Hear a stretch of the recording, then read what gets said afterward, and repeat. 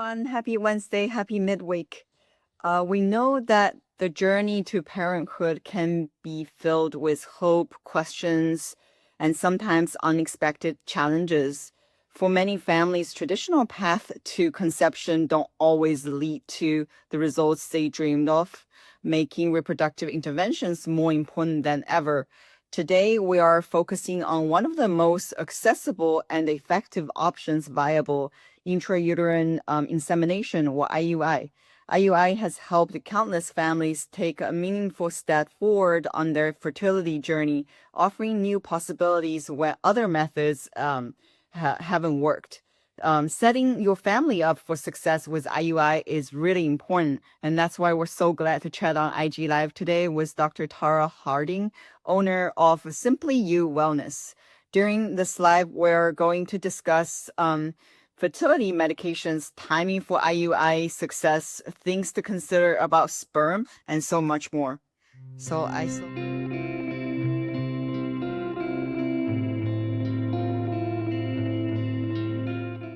here you are. Hello, Dr. Harding. How are you? Nice to be here. I'm good. How's the all the reconstruction stuff with your Good. office? All good? Good. Yeah, we're finally at groundbreaking point. So we are ready to move forward and get things going finally. That's exciting. Yeah, it is. I'm very excited to be able to bring that to the Midwest. Awesome. Okay, before we start, tell us a little bit about yourself, like how you became the founder of Simply You Clinic. Yeah, so I think like many entrepreneurs, there's a little bit of a personal story that kind of always goes into it. And for me, it was going through infertility myself. So I, in 2016, started my own infertility journey. No answers, was told I had unexplained infertility.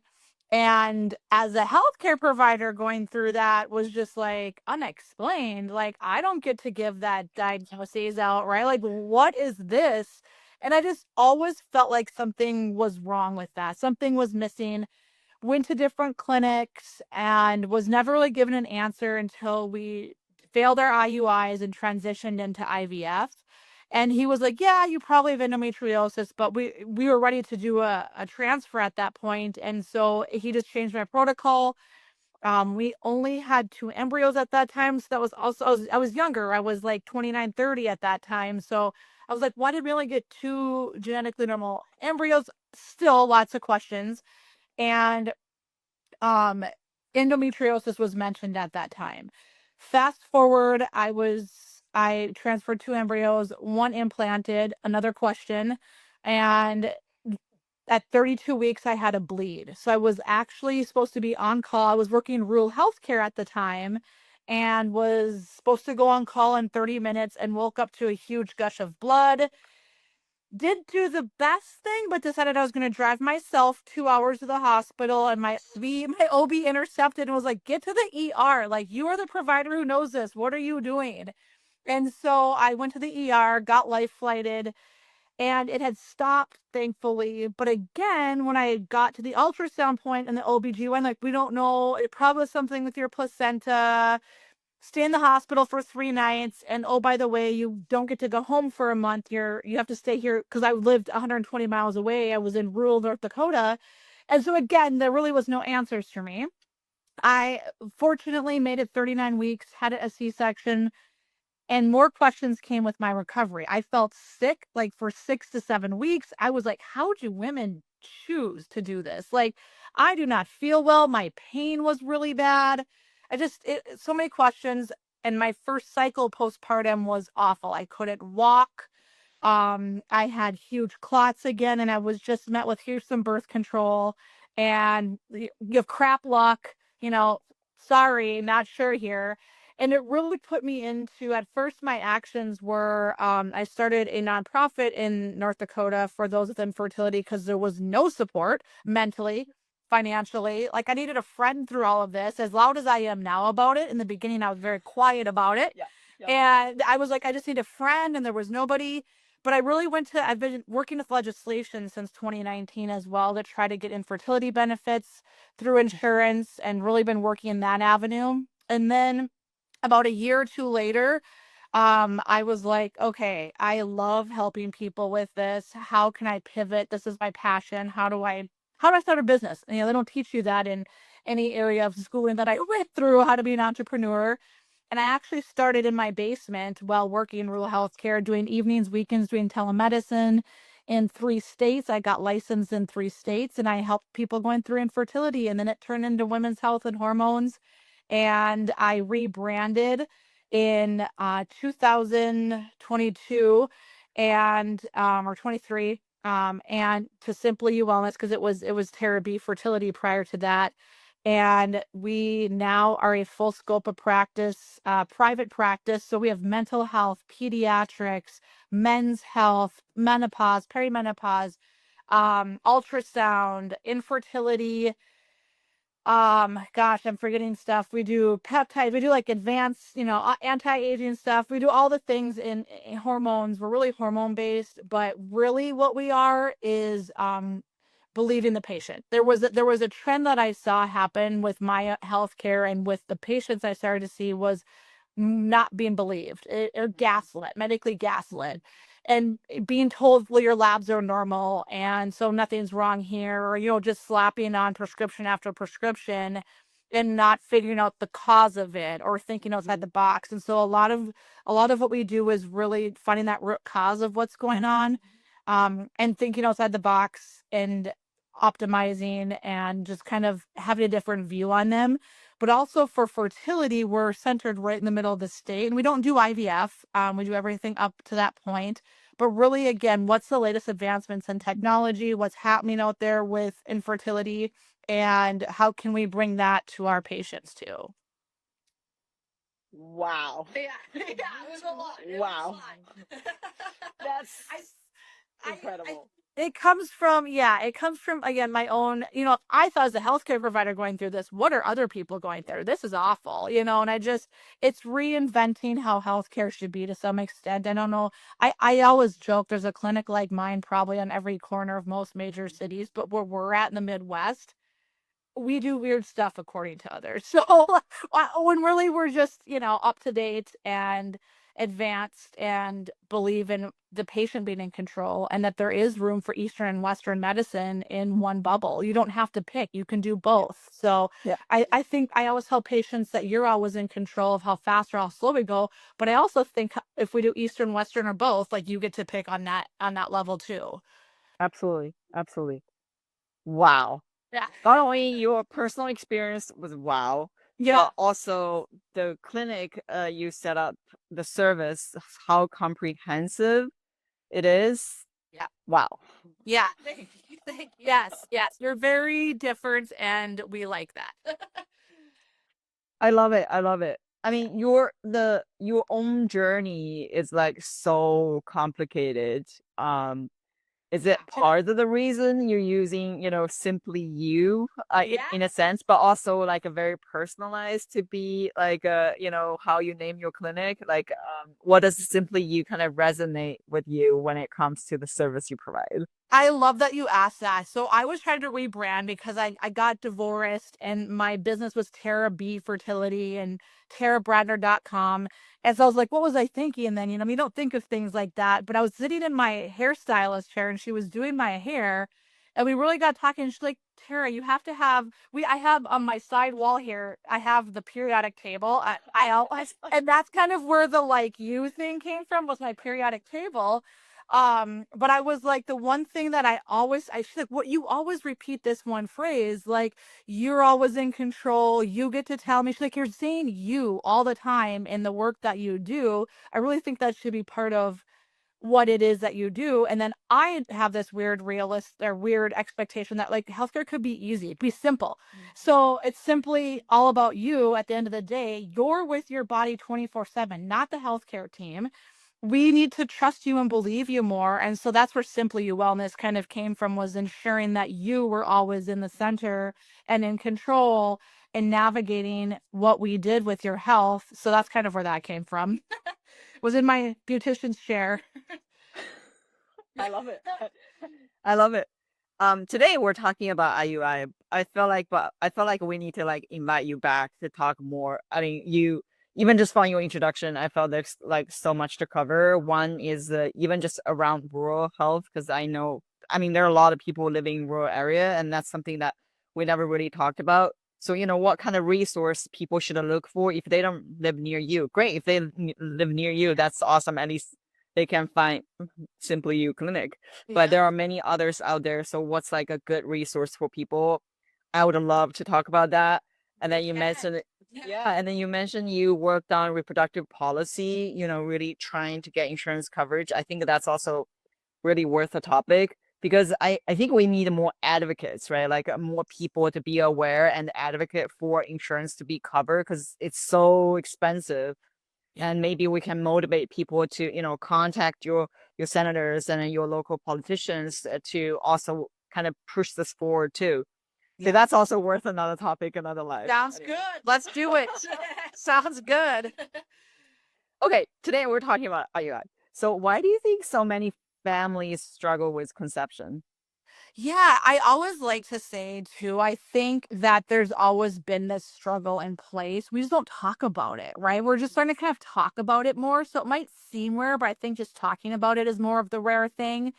But we are seeing a lot of, like, from our practice standpoint, a lot of undiagnosed hormone imbalances, PCOS, thyroid, male factor. Like, they are just Mm. being brushed off completely, not taken serious. Like, oh, endometriosis. So that was my journey. Was a year ago, a little over a year ago, I found out I had here the whole time. My unexplained was stage 4 endometriosis and adenomyosis. So there's a lot of underlying conditions that are going completely overlooked that are causing the infertility. So we always say we're the first visit, we're always looking at the male and female, like right away. And I always say if you have not had them checked, they can do that from the beauty of their home nowadays, and it needs to be happening yesterday and really looking at that male factor piece of it. But I do think a lot are struggling just because we're hearing about it more. Same with like all these other conditions like endometriosis. I seems like everybody has it. We're talking about it more. It's been there. My grandma has it. My mom has it. It's there. We just never talked about these things before. So it's really breaking the stigma and allowing conversations to happen on these topics more too. Hmm. And so describe a little bit what IUI is. Could you tell us, our audience, know what exactly it is, and how is it different from other forms of reproductive medicine? Yeah. So IUI stands for intrauterine insemination. And it's where we precisely time that female cycle with medications, monitoring, things like that. And then we actually take the sperm the day of, wash it to get the best possible sperm forward. And we're literally just bypassing that cervix too. And we're getting it into the uterine, direct to uterus.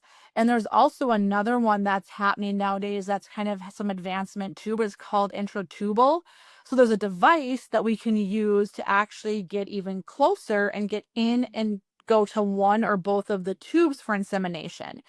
And so it's really one of the, after oral medications or natural approach or things are failing, it's that first line treatment into reproductive Mhm. art technology to use. It's more cost effective. Mm. It's used number one, for unexplained. It can be used if male factor is involved too. There's also some other advancements in technology that allow the sperm prep to be done differently, or if they're using donated sperm too. It's a great first level entry in, but it's taking and that timing of the female and really timing her on medications and monitoring her, and then taking that sperm, prepping it, and bypassing part of the travel that has to take place naturally and getting through that cervix into the uterus and getting that sperm closer to meet the egg in that time. Mhm. You had a great post about improving your success rate for IUI, and then let's like Yeah. dive in some of these amazing tips. So, what role does timing play in success rate? Yeah, truly timing is everything. And that's to, utilizing the right medication at the right dose for the female. I always, from day one of even when I was a fertility coach and doing more of that, I always talked with my patients like, are you doing the same dose every cycle? Like there's no changes. And so increasing your chances of improving your success rates of IUI too is always looking at, increasing your dose, adding in. So you can, we do a lot of, the medications are usually called Gonal F or Follistim, but bringing some injectables in to increase the number and amount and chance of follicles that are produced as well. Um, truly, I'm going to go back to this again, but male factor, like, I can't tell you how many they've had a semen analysis, they've met with a provider, like, oh, it's fine, you can still do this anyway. No, you need to be, I tell my men, I aim for perfection with you. The sperm is usually, in most cases, easier to correct, fix, or improve than it is to fix us. And especially in unexplained, if I go back and look at a lot of their first analysis of the sperm, there was things that were off, or they're even dismissing things like round cells in the sperm and things that are happening environmentally to them and dismissing that as being a potential chance to improve their health, but let alone their fertility too. So we know too, we always want to maximize that because sperm lives longer. Eggs are 12 to 24 hours. Sperm can live 5 days, and do its job for 5 days. So we really are trying to optimize that too. But finding out a diagnosis, I always think that's a major way to improve your outcome is going and getting a second, third, or fourth opinion, especially if you have unexplained, especially if you are on IUI number 10, good heavens. Like, we cannot be just doing them over and over and over at the same place with no answers and no changes. So those are just some ways that I always tell patients you can improve your success is medication changes, having your partner looked at, getting an actual diagnosis, and then really honing in on you can test some hormones at home with your urine, and you can do ultrasound and blood work. So really optimizing all of those tracking tools as well when you're going through an IUI. Yeah, and then once you do those, it will actually increase your success rate, which then can actually reduce the amount of stress you have, and then the frustrations, and then also cost too.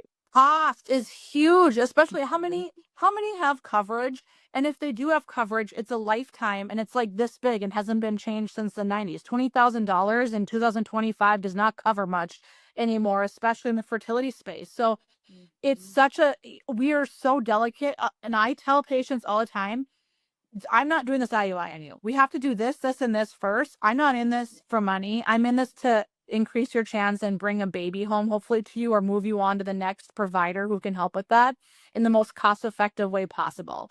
I'm not a big corporate system that just runs numbers through. Let's hit pause, and that sucks sometimes, but let's hit pause and figure out what's going on. Take a look at both of you. I bet you're not feeling well, and there's some symptoms too we could work on if that's optimizing your fertility as well. So yeah, taking a pause sometimes can be hard, but having answers will save you money in the end too, and emotions and stress and everything, just everything. Absolutely. What are some common fertility medications that you might recommend, and how do you know like which one is like the best for your family? Yeah, so it really depends again on that diagnosis. We use letrozole a lot in our practice because it's better for that uterine lining. Clomid's very commonly used too. There's some more patients tend to have a little bit more side effects on that. So it's really, what is your diagnosis? You have PCOS, you have endometriosis, that can kind of determine which medications used.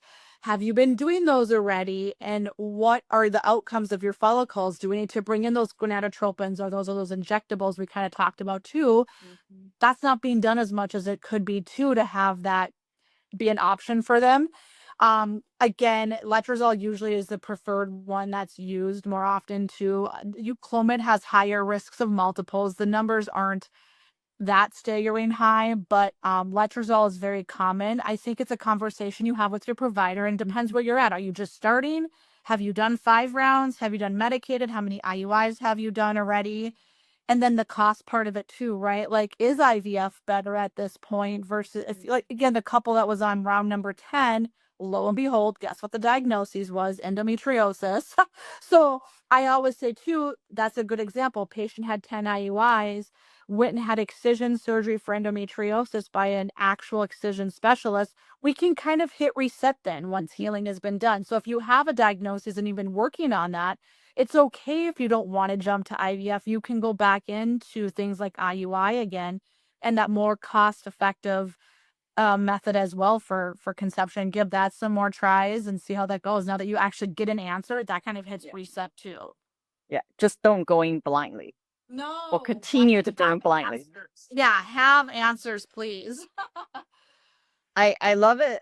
You when you explain that you like incorporated both Western, Eastern service in it, and then I know you have acupuncture. So how does acupuncture work, and then why do some family find success with IUI when using acupuncture complementary complementary?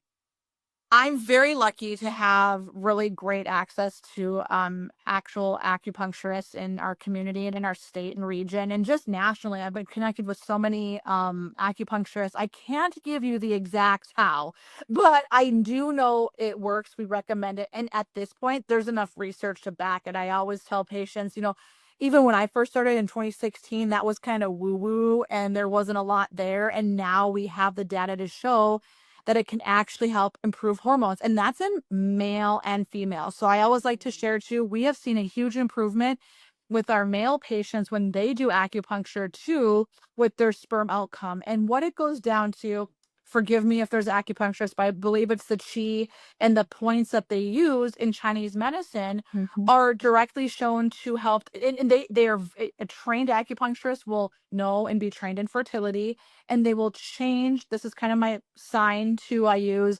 They will change your points based on where you're at in your cycle, and they will change their protocol, what they do based on where you're at in your cycle. So if you're on your cycle, those points might be different. If you're at ovulation, that should be different. And then post transfer. So we'll send patients down before or after an IUI and especially IVF. I think that's become more standard too, is to have acupuncturists available in clinic.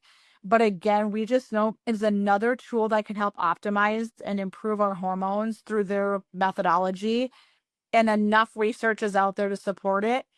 I personally, the only time you're gonna find me taking a nap midday is on the acupuncture table. Yep. So honestly, it is doing, and if you know me personally, I'm just very like go, go, go, go, go, and that will shut me down. I have snored before, like the snoring has like woke me up at 2 p.m. when I'm on the table. But I think it's just a great overall tool for our health too. We're so wired nowadays to just be alert and go and go. And it takes that nervous system and just relaxes it, which we need in order for our hormones to be working effectively too.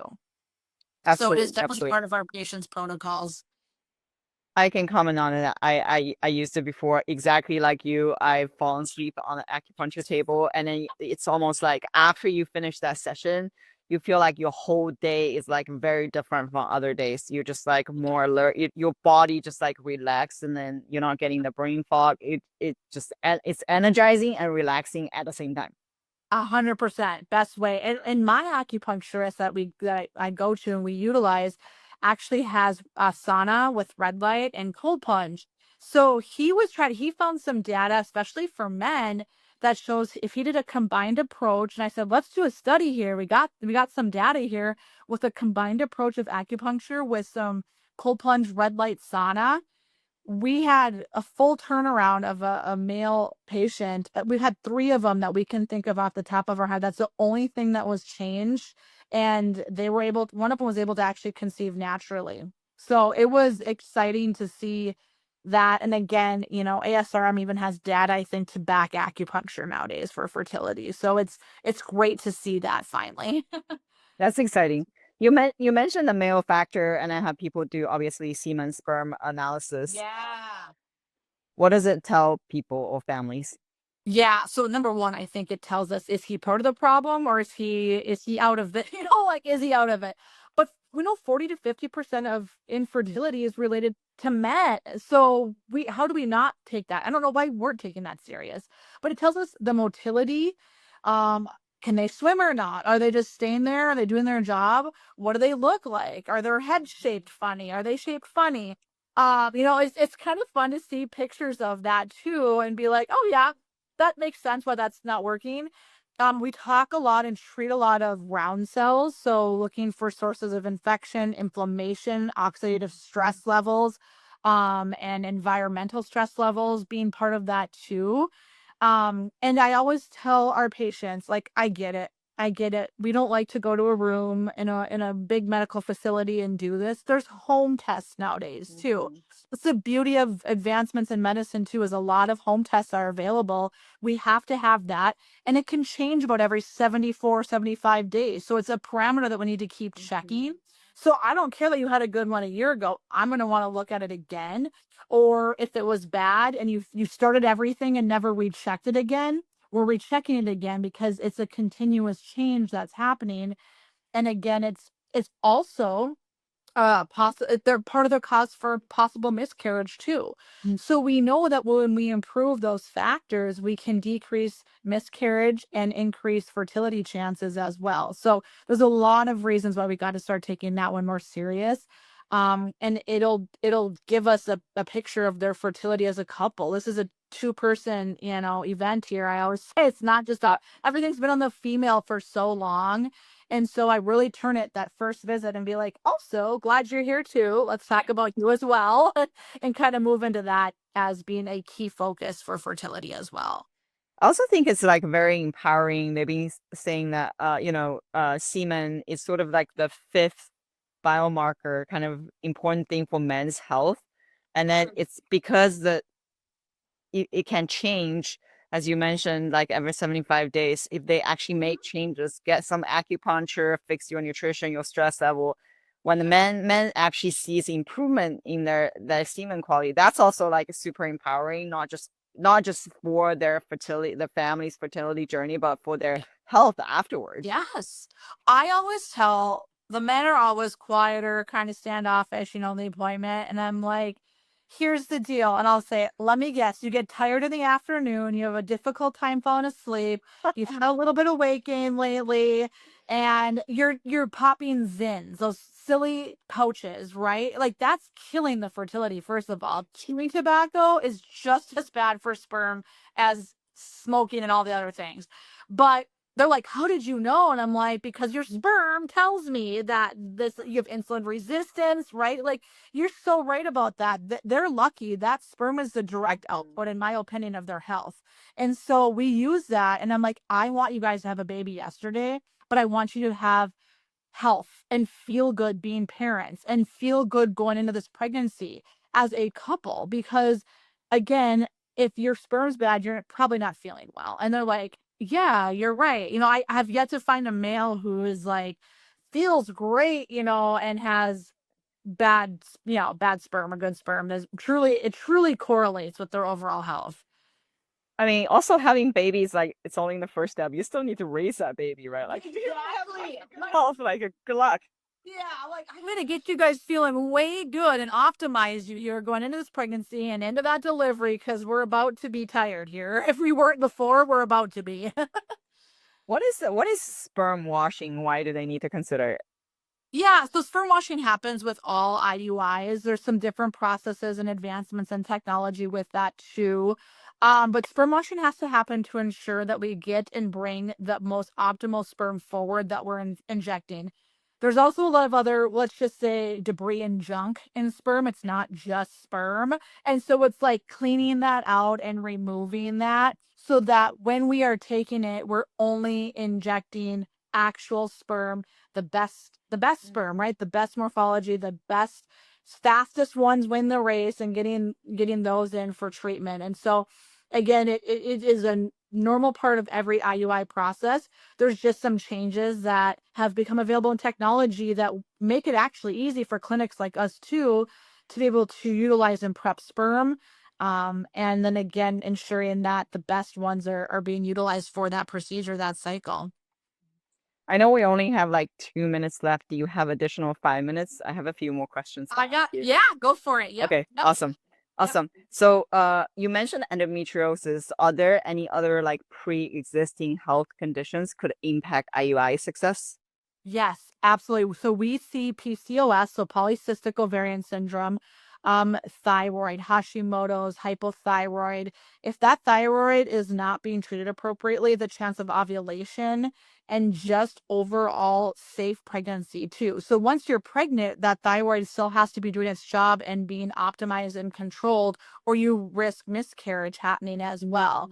Endometriosis is, again, my passion topic I talk about all the time because it was my unexplained infertility. And there's this thing called silent endometriosis. And so that looks like the patient who comes in and answers no to every question we take. They truly have zero period issues, rather like, well, or they're downplaying their period or cycle concerns too. A lot of women will do that. Like, but my friend Sarah has it way worse than me.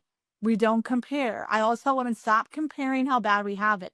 Do you or have you ever had, you know, think of it that way when you're answering questions, which I created all these free quizzes too for endo and PCOS, because those are the top two reasons that we see in our practice infertility happening. And if we can just dial in and work to improve that, we can PCOS, we can get you ovulating and we can get your hormone levels up. Progesterone's typically extremely low and overlooked and dismissed as well. And so if we really can work on those levels, we can likely get you pregnant with or without IUI. Exactly. And it's sometimes we don't even need it. Honestly, we were doing like my whole staff, there's 9 of them. We were talking as providers, and we have gotten more people pregnant naturally lately than we haven't even had to bring in IUI for a lot of these patients, because we're getting to the cause and fixing that cause.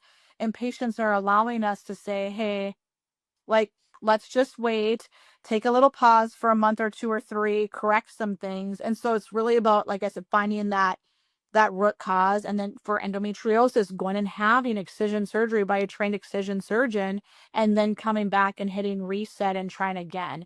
And so it's just a matter of, again, I always say unexplained infertility is garbage. It's total garbage. Do not tolerate it. Don't stand for it as a patient. I've wasted too many years of my fertility life, because now I'm back in it again. So I'm remarried, and I did IVF again. And my endometriosis was so bad, even post excision, that I'm going to have to go to some even more alternative things in order to have a successful IVF round, because the endo was inside of me for so long and did so much damage. So really, the sooner you can get these answers, again, it's good for your health and for your overall well-being. And I think we all as humans just want answers sometimes to our medical questions. And so not settling for anything until you have an answer, not moving forward until you have an answer. Yeah. When it comes to what about exercise? When it comes to exercise, Yeah. what would be a good recommended schedule for someone who's trying to conceive? Yeah, so there's a couple different things we like to say. Some people like to cycle sync, and so there's some protocols out there that they can follow based on where they're at in their cycle. We will often tell our patients, what are you doing now? Keep doing it. And if keep doing it, does that create more anxiety or actually provide some calm you time? If it's creating more anxiety, then pull back. There's so many things like walking, yoga, Pilates, low impact things that are really good for you. Weight strengthening stuff too does not have to be all out hit. In fact, if there's one thing that we usually recommend, is they do pull back on hit a little bit. Especially if you're someone who does it and feels worse after or during it, because that can be a sign of cortisol being a little bit much for you. And we've got to work on some things. So are you feeling good after that workout normally? Are you doing it just to do it? Is it creating more stress doing it? Like, I'm not going to lie, lately, I just go for walks. I have not been in this. I used to CrossFit, be a CrossFit coach and everything. I'm like, it's too much for me right now. And going for a walk where I'm at this stage is all I need, with some light strength training 2-3 days a week. And then finding someone that can help you. If you don't know where to start and you're going through fertility and you want to start now, there's a lot of great programs out there, but don't feel like you have to do this 5-day a week, protocol. Just find some nice light to moderate conditioning things my number one rule is you have to enjoy it, because there's a lot of things. sorry, Pilates. I don't love you. I think it's me not knowing how to work that machine. I don't know. I'll maybe try it again. But like that causes more angst and when I'm there than calmness. So it's things like that too, where, my friends are dragging me to go, but you're not enjoying it. Just find something you enjoy, and just, it can be light. It does not have to be strenuous or hit level. And then when it comes to diet, if you have all the time and resources in the world to make a balanced and delicious meal before IUI, what would you make? Oh, I was thinking about that. I was gonna give you just my favorite meal because I also tell patients sometimes too, like, Okay, do that. I do. So I like German background, and my grandma makes like the best German meal of like strudels, cucumber salad, and chicken. So I would totally go for a comfort meal before IUI versus like a Mediterranean salad with chicken on it. Because I put ranch with that, right? So I'm also one who has never given up my ranch ever, and I won't. Like, and that's the cool thing about my IVF doctor. She's like, keep drinking your red wine every now and then. Like, I don't drink a lot, but I like a little bit of red wine, and I like a cup of coffee in the morning. And it's realizing that you don't have to take all of those things away, that it's all about balance. And so I would go for the full on comfort meal of a good old authentic grandma's German meal, and just they would bring me more joy and calm and peace than it would be to like prepare a healthy salad. I love that perspective. So, okay, a lot of people need a lot of help, as you mentioned. So, how can someone work with you? Yeah, dip into my inbox, say hi. I've been doing this for over a decade, and I've been through it. I think I just want patients to know too, I've been there and I am here to support you. I get it firsthand, and to just drop in my inbox, say hi, say you need help, and I'm here to help support no matter what they're going through for treatment. If you have infertility, I'm here for you. Wow. Okay.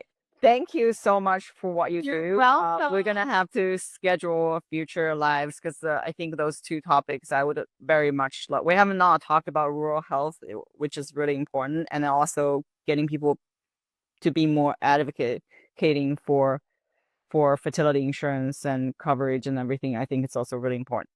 Sounds good. I'm happy to come back. Those are two favorite topics of mine. Amazing, amazing. Thank you so much. Yes. And then Thanks for until next having me. time. Bye Bye. bye.